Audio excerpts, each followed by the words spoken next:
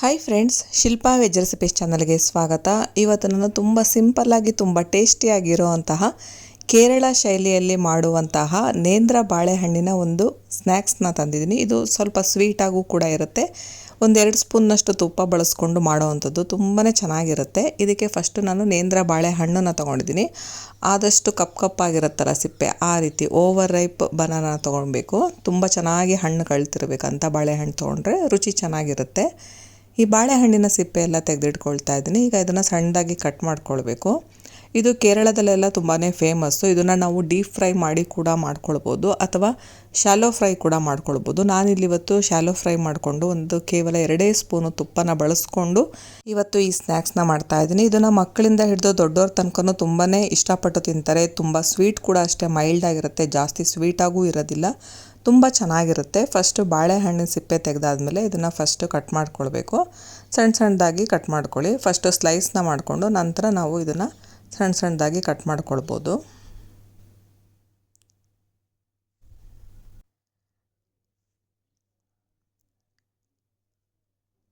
ನಾನೀಗ ಸ್ಲೈಸ್ನ ಮಾಡಿಕೊಂಡು ನಂತರ ಕಟ್ ಮಾಡ್ಕೊಳ್ತಾ ಇದ್ದೀನಿ ಈ ರೀತಿ ಸಣ್ಣದಾಗಿ.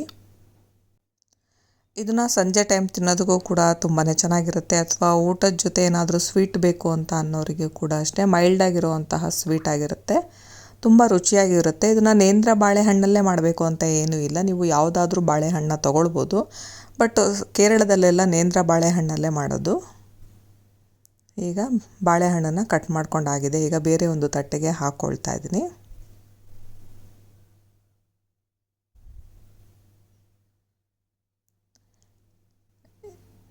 ನಾನಿಲ್ಲಿ 2 ಬಾಳೆಹಣ್ಣಷ್ಟು ತೊಗೊಂಡ್ರೆ ಆ ಕ್ವಾಂಟಿಟಿಯಲ್ಲಿ ಹಾಕ್ಕೊಳ್ತಾ ಇದ್ದೀನಿ. ಈಗ ಪ್ಯಾನಿಗೆ ನೋಡ್ತಾ ಇರ್ಬೋದು, ಚಿರೋಟಿ ರವೆ ತೊಗೊಂಡಿದ್ದೀನಿ 1 ಕಪ್ನಷ್ಟು.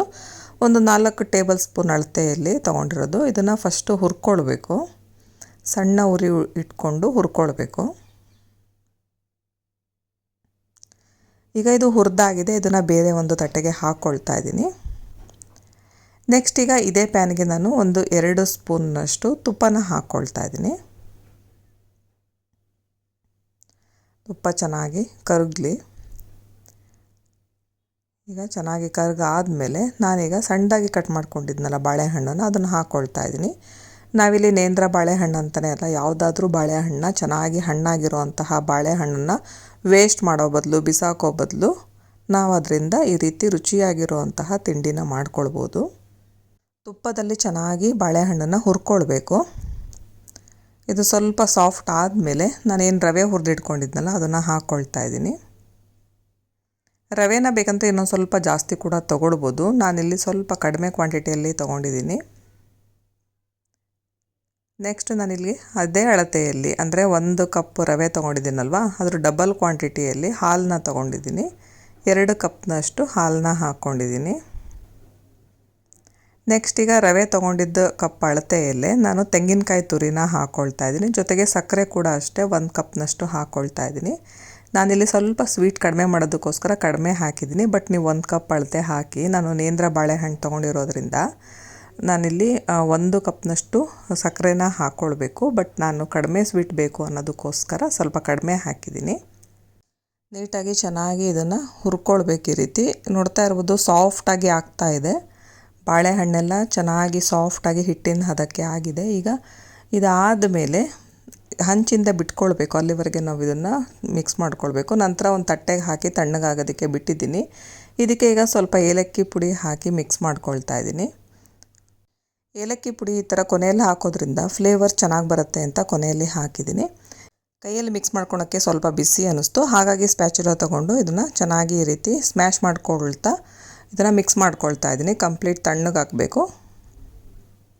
ತಣ್ಣಗಾದಮೇಲೆ ಇದನ್ನು ಸಣ್ಣದಾಗಿ ಉಂಡೆಗಳಾಗಿ ಮಾಡ್ಕೊಳ್ಬೇಕು. ಈ ಉಂಡೆಗಳನ್ನು ನಾವು ತುಪ್ಪದಲ್ಲಿ ಡೀಪ್ ಫ್ರೈ ಆದರೂ ಮಾಡ್ಬೋದು, ಅಥವಾ ಎಣ್ಣೆಯಲ್ಲಾದರೂ ಡೀಪ್ ಫ್ರೈ ಮಾಡ್ಬೋದು, ಅಥವಾ ತುಪ್ಪ ಹಾಕಿಬಿಟ್ಟು ಸ್ವಲ್ಪ ತುಪ್ಪ ಹಾಕಿ ಶಾಲೋ ಫ್ರೈ ಆದರೂ ಮಾಡ್ಬೋದು. ನಾನು ಈ ರೀತಿ ಉಂಡೆಗಳನ್ನಾಗಿ ಮಾಡಿ ಇಟ್ಕೊಂಡಿದ್ದೀನಿ. ನಾನಿವಾಗ ಶಾಲೋ ಫ್ರೈ ಮಾಡ್ಕೊಳ್ತಾ ಇದ್ದೀನಿ. ಹಾಗಾಗಿ ಪ್ಯಾನ್ಗೆ 2ರಿಂದ 3 ಸ್ಪೂನ್ನಷ್ಟು ತುಪ್ಪನ ಹಾಕ್ಕೊಳ್ತಾ ಇದ್ದೀನಿ. ತುಪ್ಪ ಚೆನ್ನಾಗಿ ಕರಗಿದ ಮೇಲೆ, ತುಪ್ಪ ಕಂಪ್ಲೀಟಾಗಿ ಕರಗಿದ್ಮೇಲೆ ಈ ರೀತಿ ಪ್ಯಾನ್ನ ಒಂದ್ಸಲ ತಿರುಗಿಸ್ಕೊಳ್ಳಿ. ತುಪ್ಪ ಕಂಪ್ಲೀಟಾಗಿ ಸ್ಪ್ರೆಡ್ ಆಗಬೇಕು. ನಂತರ ಈ ಉಂಡೆಗಳನ್ನು ಜೋಡಿಸ್ಕೊಳ್ತಾ ಹೋಗಬೇಕು. ಶಾಲೋ ಫ್ರೈ ಮಾಡೋದಷ್ಟೇ, ಜಾಸ್ತಿ ಏನು ನಾವು ತುಪ್ಪ ಎಲ್ಲ ಬೇಕು ಅಂತ ಏನಿಲ್ಲ. ತುಂಬ ಮೈಲ್ಡ್ ಸ್ವೀಟ್ ಆಗಿರುತ್ತೆ, ತುಂಬ ಸಿಂಪಲ್ಲಾಗಿ ಕೂಡ ಮಾಡ್ಬೋದು. ನೀವೇನಾದರೂ ಡೀಪ್ ಫ್ರೈ ಕೂಡ ಬೇಕು ಅನ್ನೋದಾದರೆ ಅದನ್ನು ಕೂಡ ಮಾಡ್ಕೊಳ್ಬೋದು. ಚೆನ್ನಾಗಿ ಕಾದಿರೋವಂತಹ ಎಣ್ಣೆ ಅಥವಾ ತುಪ್ಪದಲ್ಲಿ ಡೀಪ್ ಫ್ರೈ ಕೂಡ ಮಾಡ್ಕೊಳ್ಬೋದು, ಅದು ಕೂಡ ಚೆನ್ನಾಗಿರುತ್ತೆ. ನಾವು ಪ್ಯಾನ್ನ ಈ ರೀತಿ ನಿಧಾನಕ್ಕೆ ಅಲುಗಾಡಿಸ್ತಾ ಇರಬೇಕು. ಕಂಪ್ಲೀಟಾಗಿ ಎಲ್ಲ ಕಡೆಗೂ ಕೂಡ ಇದು ಶಾಲೋ ಫ್ರೈ ಆಗಬೇಕು, ಹಾಗಾಗಿ ಈ ರೀತಿ ಮಾಡ್ಕೊಳ್ಬೇಕು.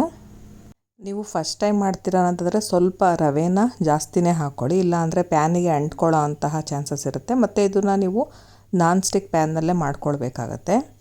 ಈಗ ನೋಡ್ತಾ ಇರ್ಬೋದು ಕಲರ್ ಚೇಂಜ್ ಆಗಿದೆ. ಈಗ ಇದು ರೆಡಿಯಾಗಿದೆ. ರುಚಿಯಾಗಿರುವಂತಹ ಬಾಳೆಹಣ್ಣಿನ ಸ್ವೀಟ್ ರೆಡಿಯಾಗಿದೆ. ನೀವು ಕೂಡ ಒಮ್ಮೆ ಈ ರೆಸಿಪಿನ ಟ್ರೈ ಮಾಡಿ. ನಿಮಗೆಲ್ಲ ಈ ವಿಡಿಯೋ ಇಷ್ಟ ಆದರೆ ಲೈಕ್ ಮಾಡಿ, ಶೇರ್ ಮಾಡಿ ಹಾಗೂ ಸಬ್ಸ್ಕ್ರೈಬ್ ಮಾಡಿ. Thank you friends.